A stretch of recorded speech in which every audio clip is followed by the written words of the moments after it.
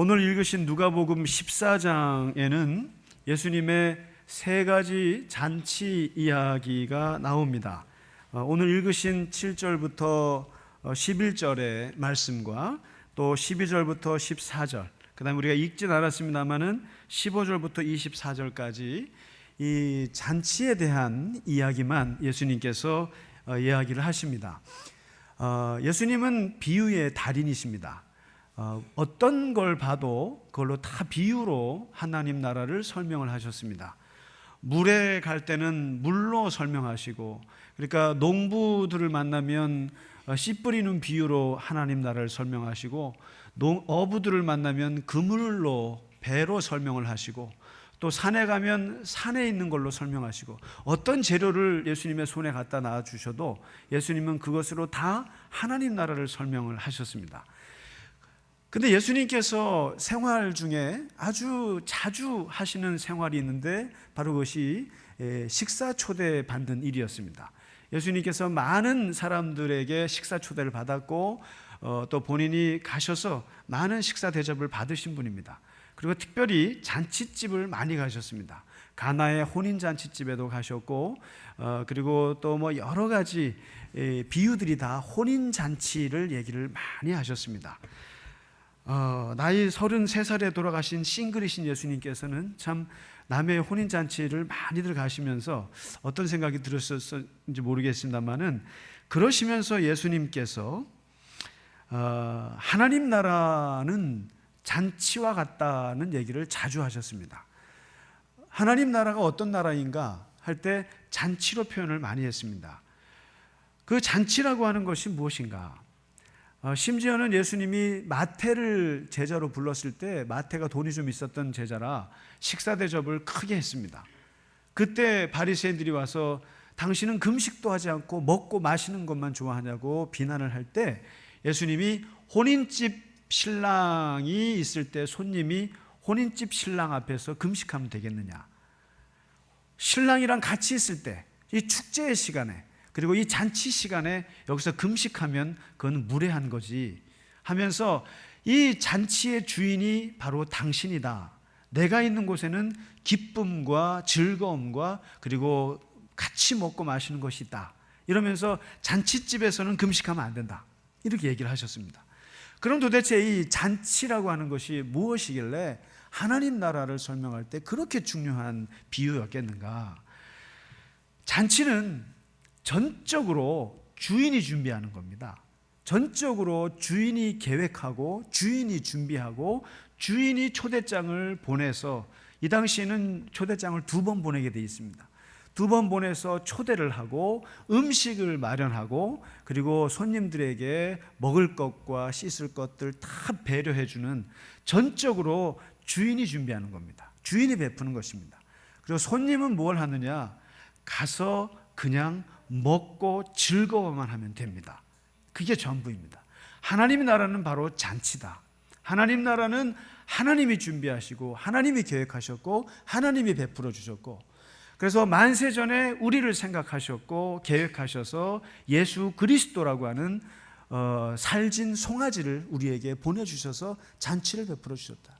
바로 그 살진 송아지인 예수 그리스도, 어린 양 예수님을 먹고 마시며 즐거워하는 것이 구원이다, 이거입니다. 그러니까 이 잔치에는 우리 인간들이 할 수 있는 건 아무것도 없다. 이 구원의 잔치는 하나님이 베풀어 주신 것에 그저 기뻐하고 감사하고 받아들이면 그만이다. 그래서 예수님은 하나님 나라는 잔치라고 얘기를 했습니다. 그래서 C.S. 루이스 같은 학자는 모든 그리스도인들의 삶의 시작은 잔치로 시작한다. 맞는 말이에요. 우리는 주님이 우리를 부르신 거기에, 우리가 무슨 주님이 십자가에 죽으실 때 거기에다가 무슨 우리가 피를 닦아준 것도 아니고 물 한 잔 드린 것도 하나도 없습니다. 그저 그 잔치에 우리가 준비한 건 아무것도 없기 때문에 그저 우리의 삶은 주님의 은혜로 시작하는 것이 맞습니다. 그래서 이 잔치와 같다 얘기합니다. 그래서 예수님도 심지어는 죄인 하나가 이 땅에서 구원을 받으면 하늘나라에서 잔치가 벌어진다고 얘기를 하셨습니다. 바로 이 잔치, 기쁨, 하나님과 함께하는 이 잔치의 기쁨을 너희가 아느냐?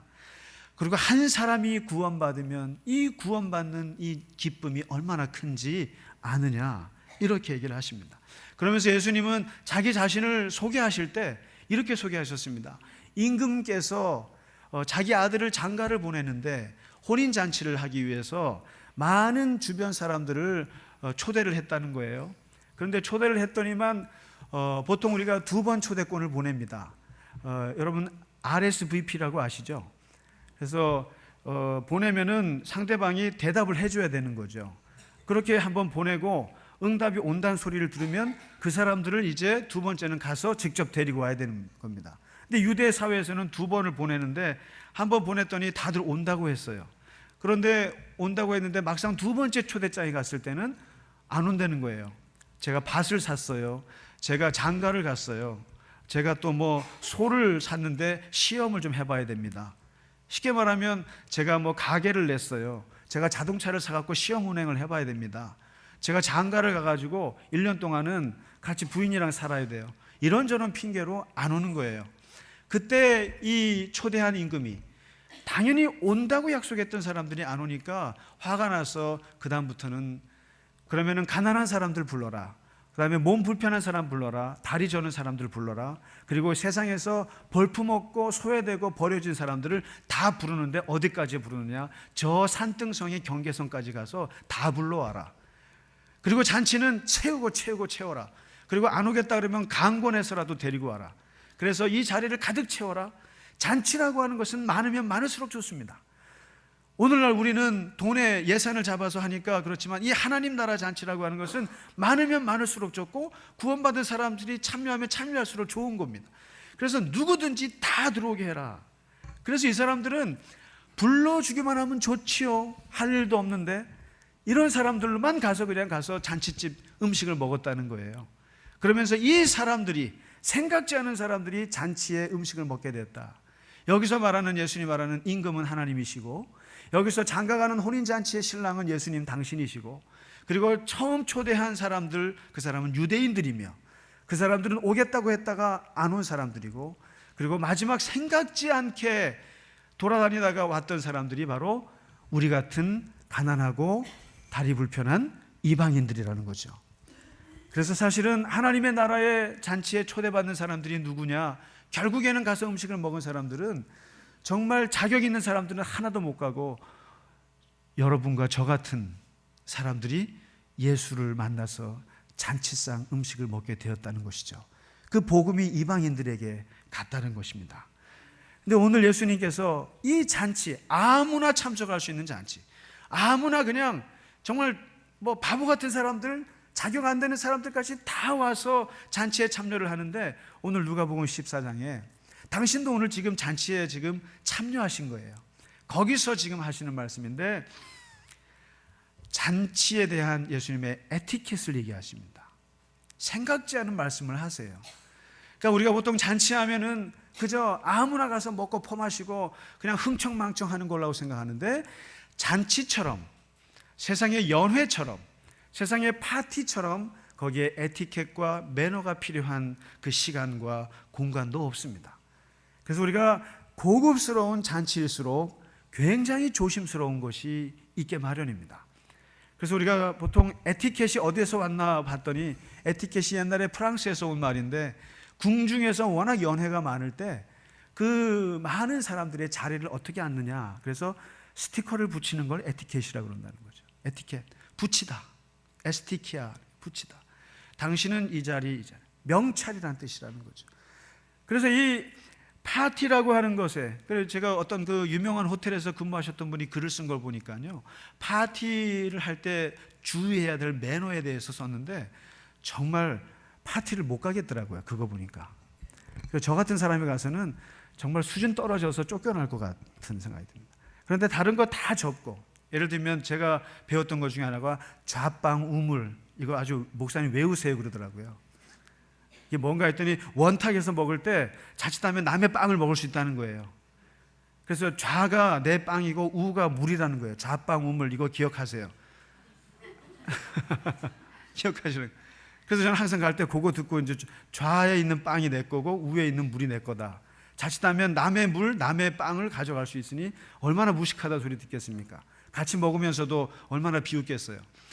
근데 그만큼 이 파티라고 하는 자리, 잔치라고 하는 자리가 아무나 오는 것 같지만 예수님이 거기에는 아주 중요한 에티켓이 있다. 에티켓이 있고 매너가 있다. 얘기를 합니다. 왜냐하면 우리가 지금 국가 수반들, 대통령들이 갈 때도 의전을 할 때 보면 얼마나 그 의전을 따는지 몰라요. 아주 한때 문제가 됐었던 게 있었지 않습니까? 일본 총리가 외부 인사가 왔을 때 의자를 앉히는데 어떤 사람은 낮은 의자 앉히고 어떤 사람은 높은 의자 앉히고 그거 몇 센치 차이가 그 사람의 국격을 말하고 그 사람의 대우의 차이를 말하는 거죠.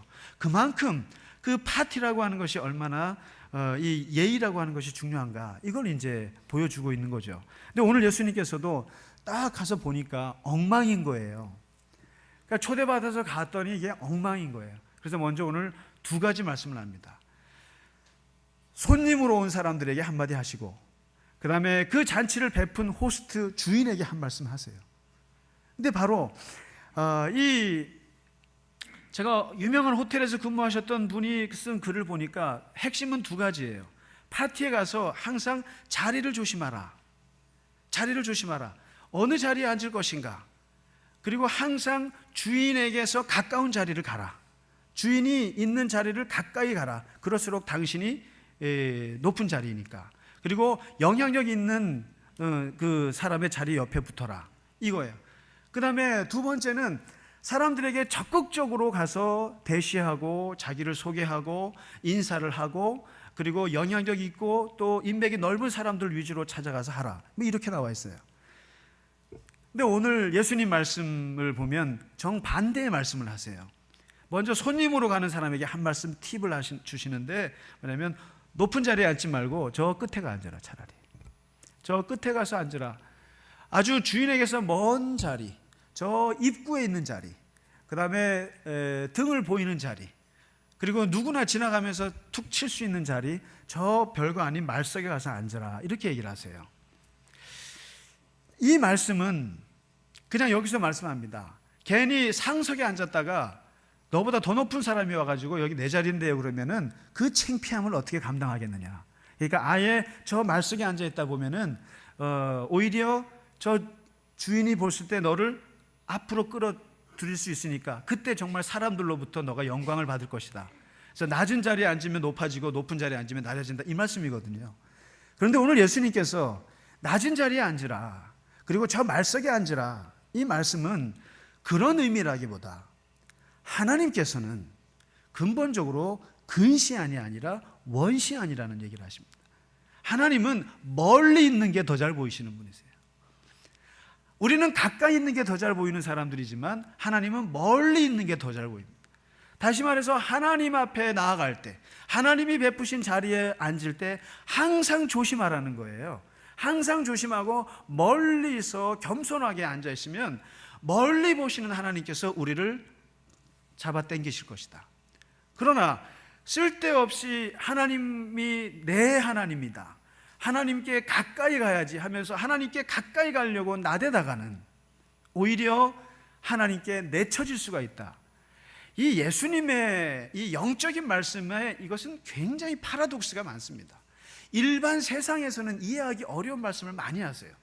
세상 사람들은 권력 있는 자에게 가까이 가라고 권하지만 오늘 예수님은 하나님께 멀리 떨어지라. 그래서 예수님이 세리와 바리새인의 기도 비유에도 말씀하시 보면 바리새인은 여기 맨 앞자리에 와서 기도합니다. 그런데 세리는 저 맨 뒷자리에서 기도합니다. 그래서 우리 교회 교인들은 항상 뒷자리에 앉기를 좋아합니다. 보면 앞에 안 앉으시려고 그러세요. 여기 앞자리 벌써 비어있지 않습니까? 아주 겸손한 저 뒷자리에 앉는데, 이 말씀은 예배 시간에 뒷자리에 앉으라는 뜻이 아니라 항상 마음에 내가 하나님은 내 하나님이고 내가 하나님을 독점한다고 생각하고 내가 하나님께 가까이 있다고 사람들에게 자랑하지 말라. 오히려 우리는 하나님을 볼 염치도 없고 하나님의 얼굴을 가까이 갈 자신도 없고, 그리고 내가 하나님께 얼마나 참 어이없는 죄인이라는 걸 알면 알수록 그 임금님 앞에 내가 나갈 수 없다라는 사실을 알면 알수록, 그래서 뒷자리에 앉을수록 하나님의 눈에 더 잘 띈다. 오히려 겸손할수록 하나님의 눈에 더 잘 띄고 하나님은 그 사람을 더 잘 보게 시게 되어 있다. 자꾸만 신앙에서는 하나님 앞에 나대는 게 문제라는 거예요. 그래서 우리는 여기서 예수님 말씀은 하나님의 일은 하나님이 하신다. 잔치의 주인은 주인이시고 주인이 하는 대로 따라야 한다. 그러니까 하나님의 교회도 또 우리의 신앙생활에도 보면 앞서지 말라는 말씀을 자꾸만 하세요. 앞서지 말라. 우리가 항상 회의할 때 기도하고 시작하고, 어떤 모임을 가질 때 기도하고 시작하고, 밥 먹을 때도 기도하고 시작해야 체하지를 않습니다. 할렐루야. 제발 기도하고 밥 먹으세요. 기도하고 하는 이유가 앞서지 않겠다는 뜻이거든요. 하나님 앞에 앞서지 말라. 우리가 봉사하지 않습니까? 또 선교해야지, 또 구제해야지. 천만의 말씀, 하나님이 하시는 것을 우리가 볼 뿐이고, 선교도 하나님이 하시고 구제도 하나님이 하십니다. 한정수 집사님도 하나님이 살리시고 하나님이 알아서 하실 것입니다. 우리가 어떻게 할 수 있는 게 없어요. 제가 대사관에 연락을 했어요. 우리 교회 교인 계시는 분한테 온갖 백을 다 써봤습니다. 그리고 교인들한테 기도 부탁하고 할 수 있는 건 다 하지만 항상 생각하는 것은 하나님이 하십니다. 하나님이 하시는 거고 우리가 할 수 있는 것은 요까지입니다. 괜히 쓸데없이 상속에 일부러 나대서 앉지 말고, 자기 피하지 말고, 가서 그냥 뭐 내가 뭔가 잘 됐다고 사람들 앞에서 뭔가 드러내면 낼수록 내게는 수치와 비참과 내동댕이 쳐지는 일만 생긴다는 거예요. 그래서 그리스도인들은 그 지혜가 있습니다. 우리는 사람들 앞에서 스포트라이트를 받는 것도 중요하지만은, 그러나 항상 하나님이 먼저라는 생각을 가지라. 그렇지 않으면 아주 창피한 일을 당하게 될 것이다. 말하자면 차라리 맨 마지막 말석에 앉으라는 것이 뭡니까? 최악의 상황에서 항상 생각하라. 솔직히 말씀드리면 우리 아프신 집사님을 놓고도 최악의 상황에서 생각하고 기도해요. 저는요. 돌아가실지도 모른다. 그 상황에서 놓고 차라리 맨 말석에서 생각하라는 거예요. 그러면은 플러스만 생깁니다. 근데 항상 우리는 플러스에서 생각해서 마이너스를 당해요. 근데 오늘 예수님은 마이너스에서 생각하고 거기서 생각하면 플러스밖에 생길 것이 없느니라. 그래서 겸손이 중요한 것이고, 그래서 항상 멀리 있으라. 멀리 있다 보면 하나님의 눈에 띄을 것이다. 그 다음에 이제 두 번째, 주님께서 이번에는 주인에게 한마디 하세요.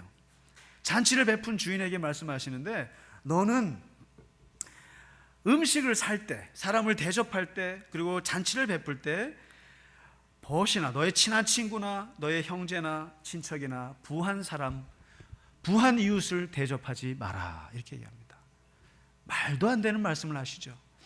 우리는 보통 사람들을 대접할 때 정말 있는 사람들 대접하고, 그리고 돈 있는 사람들 대접하기를 원합니다. 왜냐하면 그렇게 대접하면 그 사람도 나에게 대접을 하니까. 그래서 우리가 오늘날에는 이 잔치가 아니라는 생각이 들어요.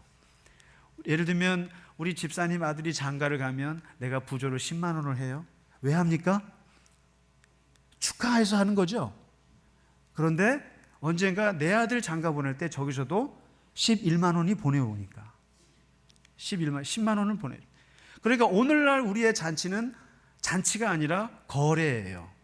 근데 오늘 예수님 말씀은 진짜 잔치를 베풀려는, 잔치라고 하는 것은 일방적이라는 거예요. 주인이 돈을 다 쓰는 거예요. 주인이 다 준비해야 돼요.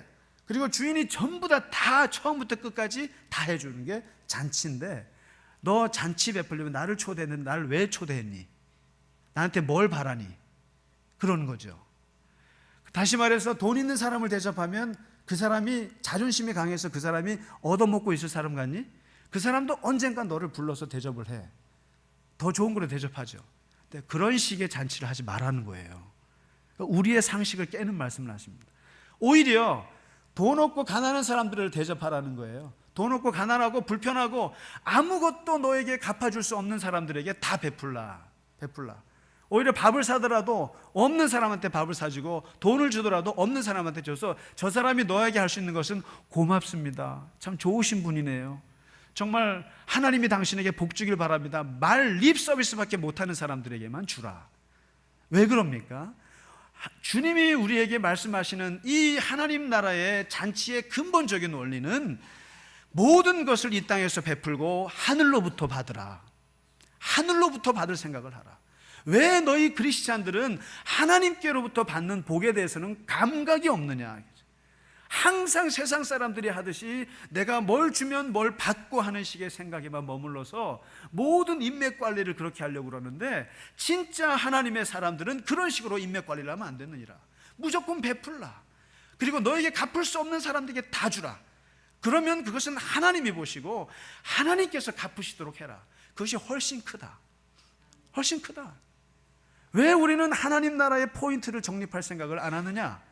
맨날 사람들에게만 포인트를 정립하려고 해요. 근데 우리가 이 땅에서 베풀어서 지금 그 사람들에게 했을 때 이 사람들은 아무것도 줄 것이 없으나 하나님께서는 그걸 보고 잠언에는 이렇게 얘기합니다. 하나님이 너에게 돈을 꾸었다는 생각을 준다는 거예요. 그렇기 때문에 가난한 자들에게 베푸는 것은 하나님께서 갚아주시리라. 마지막 부활하실 때 하나님께서. 여러분, 정말 하나님의 교회는 하나님의 잔치를 베푸는 하나님의 공동체이거든요. 이 교회는 세상 사람들을 향해서, 믿지 않는 영혼들을 위해서 구원의 잔치를 베푸는 곳입니다. 정말로 우리가 할 게 뭐가 있겠습니까? 예수 믿고 구원받는 것밖에 뭐가 있겠습니까? 솔직히 말해서 예수 믿고 구원받아서 하나님의 백성 만드는 것밖에 교회가 할 일이 뭐가 있겠습니까? 그래서 가난한 사람들에게 복음을 좀 듣게 하려고 우리가 먹을 걸 주는 거예요. 또 좀 구제를 좀 하는 거고, 장학을 하는 거고, 선교사님들 도와줘서 그분들로 하여금 예수 믿게 해서 하나님 나라의 잔치에 참여하는 사람들 늘어나게 하려고 하는 것밖에 뭐가 있겠습니까? 우리가 무슨 정치를 하겠습니까? 우리가 누구에게 빌붙어서 사람에게 뭐 돈을 구하겠습니까? 우리는 그저 우리 주변에 믿지 않는 영혼들이나 가난한 영혼들에게, 우리에게 갚을 수 없는 사람들에게 끊임없이 퍼주는 게 하나님의 교회입니다. 그러면 하나님께서 갚아주시리라 믿는 거죠. 분명히 오늘 얘기를 하십니다. 주인에게. 그리고 마지막에 오늘 말씀에서 한 가지 반전이 일어납니다. 모든 사람들이 그냥 와가지고 뭐 가난한 사람들, 불편한 사람들, 생각지 않은 사람들이 잔치에 참여를 해가지고 실컷 먹고 있는 거예요. 뭐 그냥 닭다리를 뜯고 고기를 먹고 맛있게 먹고 있는데 갑자기 주인이 오더니만 한 사람을 딱 집어요. 딱 집더니만 너 나가, 너 당장 나가 하면서 한 사람을 집어서 나가는데, 이 사람이 나가면서 그냥 이를 박박 갈면서 그냥 슬피 울면서 나갑니다. 이게 마태복음 22장에 있는 잔치 비유의 아주 반전이에요. 이게 뭡니까? 잔치라고 해서, 하나님의 잔치라고 해서 그냥 사람들이 와서 그냥 그 누더기 옷을 입고 말이죠, 손도 씻지도 않고 그냥 와서 음식을 퍼대고 먹는 게 아니라는 거예요. 아까 말씀드렸지 않습니까? 잔치처럼 에티켓이 요구되는 게 없다고. 그런데 바로 오늘 말씀에 이 잔치에 초대받아서 왔는데 이 사람이 옷을 입지 않은 거예요. 예복을 입지 않는 거예요. 잔치에 필요한 옷이 있다 이 말이죠. 근데 옷을 입지 않고 그냥 자기가 옛날에 입던 옷 입고 그냥 먹고 있으니까 그 주인이 내쫓습니다. 이게 뭘 말합니까? 하나님의 나라는 잔치이고 그 잔치는 누구나 올 수 있어요. 그러나 아무나 먹어서는 안 된다는 거예요. 그래서 예수님이 청함받은 사람들은 되게 많지만, 그러나 그 파티에 가장 적절한 택함받은 사람은 극히 소수라고 말씀을 하세요. 다시 말해서 그 주인과 같은 의자에 앉아서 대화하고 같이 품격을 나눌 수 있는 사람은 몇 안 된다는 거예요. 구원받은 사람들은 많습니다. 주님의 은혜로 구원받는 사람 많아, 잔치에 참여하는 사람 많습니다. 예배에 참여하는 사람 많고, 그리고 우리가 같이 주님 앞에 구원받았다고 생각하는 사람 많습니다. 그러나 정말로 그 잔치를 만드신 하나님과 같이 대화가 될 만한 품격 있는 옷을 입은 사람은 많지 않다는 얘기입니다. 그래서 구원받아도 조심해야 된다는 거죠. 아무리 우리가 구원받아도 주님과 맞는 그 품격의 삶을 살지 않으면, 그렇게 우리가 노력하지 않으면, 그래서 우리가 말씀과 기도로 우리가 끊임없이 성숙하지 않으면 그 잔치에 어울리지 않는다는 거예요. 결국에는 하나님이 보시고 너 나가야겠다 이런 거죠. 우리가 이 잔치라고 하는 것은 하나님이 크게 베풀어 주신 이 잔치에 우리가 참여해서 하나님의 그 잔치의 품격에 맞는 그게 뭘까? 하나님의 자녀의 품격에 맞는 삶이 무엇일까? 우리가 내일부터 우리가 같이 기도하면서 말씀의 잔치, 기도의 잔치를 합니다. 그러면서 우리가 할 수 있는 것은 기쁜 마음으로 참여하는 것이죠. 저도 마음이 너무 좋습니다. 제가 말씀 준비하지 않고 저도 이 자리에 앉아서 말씀만 들으면 얼마나 좋은지 모릅니다. 그러니까 들으면서 제가 이렇게 봤어요. 이 자리가 여러 군데 앉아보거든요. 근데 제가 볼 때 요 앞자리, 기둥 옆자리가 좋고요. 저 기둥 옆자리 괜찮습니다. 이게 몇 군데 어떤 자리에 앉으면 불안해요 막. 근데 좋은 자리, 명당 자리가 있습니다. 저는 내일 이쪽에 앉으려고 그러는데 중요한 것은 잔치라고 하는 것은 그저 듣는 겁니다. 주님께서 주시는 것을 듣고 받고 즐거워하는 겁니다. 다만 거기에 옷 하나 잘 입으셔야 합니다. 옷 하나. 그래서 교회라고 하는 것은 매우 자유로운 공동체이지만 동시에 하나님의 질서가 엄연하게 있어야 하는 것이죠. 그래서 그 잔치에 맞는 품격, 맞는 언어, 맞는 행동, 맞는 표정이 우리 안에 있어야 돼. 그래서 우리가 말씀 훈련을 받는 것이죠. 아무쪼록 주님의 잔치에 초대받으시고 그 안에서 주님의 나라를 경험하고 누리시는 우리 모두가 되기를 주의 이름으로 축원합니다. 우리 같이 찬송하겠습니다.